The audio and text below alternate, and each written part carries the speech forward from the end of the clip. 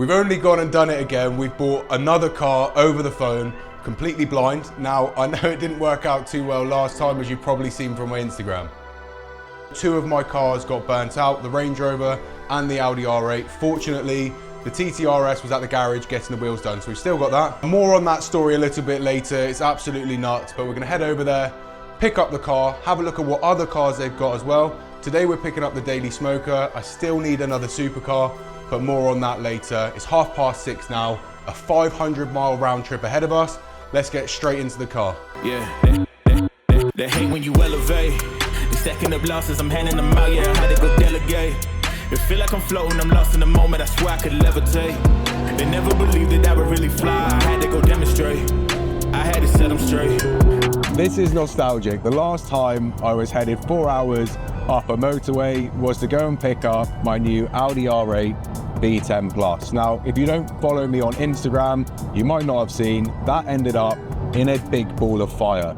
I got woken up at 11 o'clock at night by my neighbors, panicking, shouting and screaming at my door because not only the Audi, but also my Range Rover had been set on fire on my driveway, which is such a shame because the Audi R8 is such a beautiful car. It's the whole reason why I bought it in the first place. The one that I went for was an ex-Audi show car. It had been featured in Top Gear and it had every possible carbon extra available on it, including the really rare carbon engine bay. It was a beautiful yellow car and I was really excited to go and get it, which is why it's such a shame that it turned out in the way that it did. This time we're headed 4 hours north. Last time we were headed 4 hours east. Now let's just hope the Northerners are a little bit more friendly than our friends down south. They never believed that I would really fly, I had to go demonstrate. I had to set them straight. They hate when you elevate, elevate, elevate. They hate when you elevate, elevate, elevate. Yeah, they hate when you elevate, elevate, elevate. They hate when you elevate. We have arrived at Motoclass Wigan.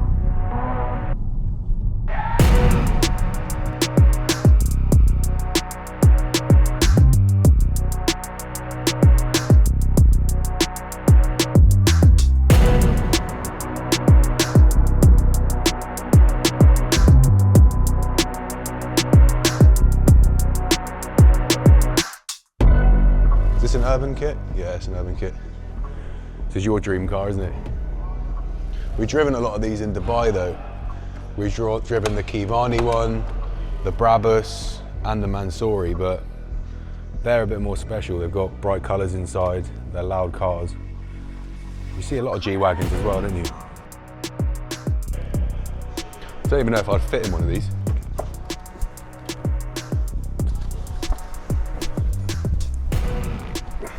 Not very elegant, are they, when you're trying to get in and out of them? The R8 seat went back a bit further. And that doesn't go back any further either, does it? No. Even the R8's it's quite snug, isn't it? I need to try and fit in a few different supercars, I think, to find out which one I want to get next. I might go for another R8, I might not. We'll see how we go. But yeah, anything Spider, I think that's out of the question. So these are a couple of the options that we were looking at. The GLC 63S, especially the new one, that was one of the top cars on my list, but you drive that car around for an hour, it's about 700 brake, you start feeling pretty sick. Another one that we were looking at is the Urban Defender, which is still a potential. We might get one of those, but that is not the car that we're picking up today.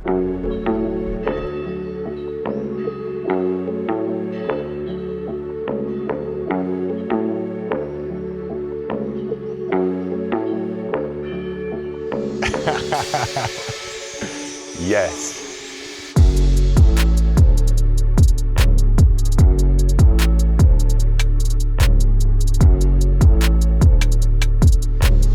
Yes, yes, and yes. Looks good, doesn't it? Big carbon bonnet.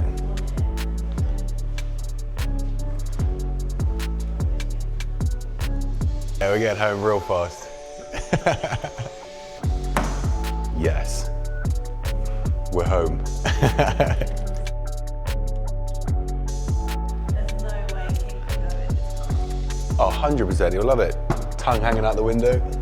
King sat there. Yep. All this carbon. Yeah, you'll be loving it. So this is my new Range Rover Sport SVR Carbon Edition, carbon interior, carbon exterior, every optional extra that I wanted on it. And this is to replace my old Range Rover Sport. As you know, I had the Range Rover Sport Autobiography before this. This was one of the cars that got set on fire. So I had to upgrade and get a new one, turning those L's into W's. So we've gone for the 5-litre supercharged, 575 brake horsepower, the perfect Devon back lane basher, absolutely buzzing. For us, we're always going to and from the riding yard.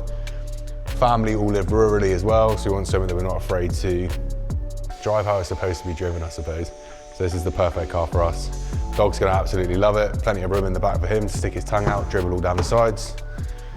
White interior, might not be the smartest option, but only thing we need to replace on it is the exhaust, just to fully unleash the sound of that V8 engine, because this is an absolute orchestra. When you get it tuned, you get the exhaust on it, which we'll see in a future video as well. I'll probably do that over the next week or two.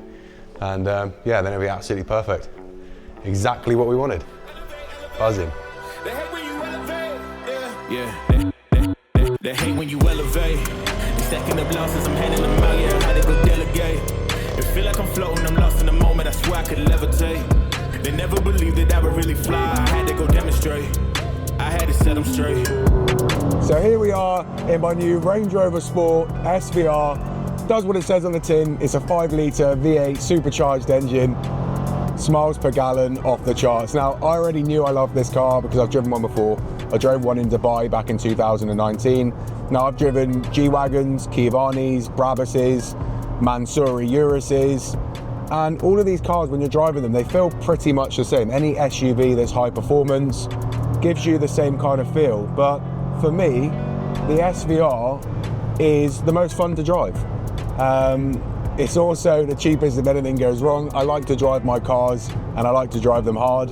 So for me, the SVR just ticks all of the boxes. Thank you so much to all of the guys at Motorclass, Spencer in particular, who handled the purchase from start to finish. Absolutely fantastic. But yeah, all round an amazing experience, especially in contrast to the last experience I had. When we started this video, I was talking to you about how my cars got set on fire. So I want to break down for you guys step by step what happened. I'm not pointing any fingers, I'm not accusing anyone at this point, but some things just don't make sense. So I saw this car on Auto Trader. It was the only Audi R8 in the country with every carbon option, including the carbon engine bay. So as you do, I phoned the dealership and I spoke to one of the directors of the company. They told me this car was an ex-Audi show car, which is why it had every optional extra on it, and that it had previously featured on Top Gear. They showed me the magazine that it had featured in, all looked legit, all looked fantastic, to be honest. I was over the moon. But when I got down there and I started looking at it, some of the panel gaps just didn't quite look right. Spoke to them about it, they reassured me some things just needed adjusting. I took them on face value. I said to them, look, I'm gonna take it down to Audi for a point-to-point inspection when I get back. But I'll take the car. I'd driven 4 hours to get it. I was keen to get back, jumped in the car, drove it home. Audi carried out the inspection. Now, I'm gonna cover more of this in another video because I don't want to give out too much information whilst there's an ongoing police investigation. But let's just say there were wood screws holding certain parts of the car on. The underneath of the car certainly was not as it should have been, and the car wasn't safe to be on the road. So from Audi, I went home, put the car on the driveway, and I phoned up the dealership. When I phoned up this dealership, they had no empathy, no sympathy, and no remorse. They didn't care. At no point did they apologise and say, "Oh, we're awfully sorry. We didn't know that the car was in that kind of a state." Nothing like that. They agreed to refund the car and come and collect it. We left it as that. Hang the phone up. Now, 5 hours later, those cars were set on fire on my driveway. And when I say set on fire, this wasn't a mistake. When the fire department came, they confirmed that petrol had been poured all over the back of the R8 and also onto the Range Rover. So these were two separate fires. This wasn't one had been set on fire and it caught the other one on. They had deliberately set the two cars on fire with me and my family inside the house. If the neighbours hadn't been outside the house at that time, letting the dog out into the garden, and if they hadn't smelt and heard the crackles and pops coming from the car when it was on fire, the whole house would have gone up. So this goes from arson to arson with intent. Now, to give you guys some perspective on how serious this is, arson with intent carries a life sentence in the UK. If you get caught for arson with intent, you are going to prison for a very long time because of how dangerous it is. Very, very quickly, lives can get taken. We've got a family that live next door to us. They've got young kids as well. If that house had gone up and their house, you just don't even want to think about it. So the following morning, I phone up the car dealership and I said to them, when are you coming to collect your car? And I haven't received the funds back for the vehicle. These guys weren't interested in any way, shape or form for coming to pick up this car. They sound shaken up at the fact that I had even phoned them or made contact with them. This is where it gets a little bit spicy. The police did their investigations and they arrested 4 people from Sussex. Now, Sussex is 4 hours away from where I live, in Devon. But it's the exact same place that the car dealership is. So I've tried to return a vehicle, which I think they knew wasn't in a fit state to be driven. 5 hours later, that vehicle and my other vehicle were set on fire on my driveway. When I phoned them up the next morning, they seemed shaken about it. And then the police go and arrest 4 suspects from Sussex. What do you think? Let me know in the comments what you think happened. I know I've come to my own conclusions, and again, I've got so much more evidence and information to share on this, but we're going to wait for the police to conclude their investigation and we'll go from there. But like I say, let me know in the comments, have you ever had anything like this happen before? Have you ever heard of anything like this happening before? And let me know what you would assume had happened if you were in my situation. Anyway, back to present day, and look, we've turned that loss into a win. I've upgraded my Range Rover. I've got another car I need to buy as well. As you know, 2 cars were set on fire. Whether or not I'll get another supercar or potentially another V8 SUV, I don't know, maybe a Bentayga, maybe a Defender V8, I don't know. It's a tricky one. With UK roads, especially down in Devon, I don't think supercars are necessarily a great option for enjoyment and drivability. So let me know in the comments what car you think I should get next. I'll read through them. Who knows? I might even get one of them. We'll have to have a look and see what you guys say. But there's going to be loads of more content coming over the coming weeks and months. I really enjoy making these videos. If you enjoy watching them, hit the like and subscribe button, and yeah, support the channel. Like I say, we're going to keep growing and keep growing. I'll keep sharing more daily vlogs, and I'll take you guys abroad with me as well later on in the year. The whole point of buying this car was to drive it through Europe. So yeah, I'll see you in the next video.